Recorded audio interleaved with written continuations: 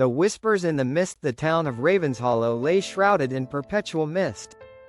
The thick, swirling fog seeped through the narrow cobblestone streets, curling around the crooked chimneys and bare-branched trees like ghostly fingers. The villagers spoke of it in hushed tones, warning outsiders never to venture into the mist after dark. No one knew what lay beyond its ever-shifting veil, but everyone knew the tales, the whispers that lured the curious and the reckless, only for them to vanish without a trace. Among the townsfolk was Elise, a young woman with an insatiable curiosity and a knack for ignoring warnings. Her grandmother had once told her, "The mist doesn't just hide things, Elise, it watches. It listens. And when it calls, you must never answer." Elise had laughed it off, chalking it up to an old woman's superstition. But tonight, as the clock struck midnight and the fog thickened like a living entity, Elise found herself drawn outside. Her boots crunched softly against the damp ground as she walked toward the edge of the town, where the forest began. The mist there was alive, shifting and swirling like it had a purpose. And then, she heard it, a faint, melodic whisper that seemed to drift on the air. It wasn't a voice she recognized, but it called her name. Elise, her heart skipped a beat. She froze, peering into the mist.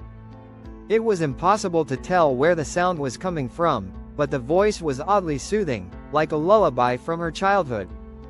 "Elise, come closer." Compelled by something she couldn't explain, she stepped forward, deeper into the mist.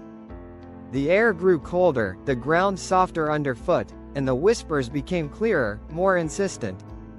She could make out words now, promises of secrets revealed, truths hidden in the mist. As she ventured further, the world around her began to change. The familiar forest path twisted unnaturally, trees bending in ways that defied logic. Shapes flickered at the edge of her vision, tall, shadowy figures that seemed to dissolve when she turned her head. And the whispers, they multiplied, overlapping and growing louder, each voice more urgent than the last. "Elise, you must not turn back now. Elise, they're watching. Elise, run." Her breath quickened. The voices were no longer soothing, they were frantic, desperate. She spun around, realizing she no longer knew which direction led back to the village. The mist was thicker now, suffocating, pressing against her like a cold, damp blanket. And then she saw it, a figure emerging from the fog. It was impossibly tall, its elongated limbs draped in tattered black fabric that swayed despite the still air. Its face was featureless, save for two glowing, hollow eyes that seemed to pierce straight through her. "Elise," it said, in a voice that was all the whispers combined. She tried to scream, but the sound died in her throat.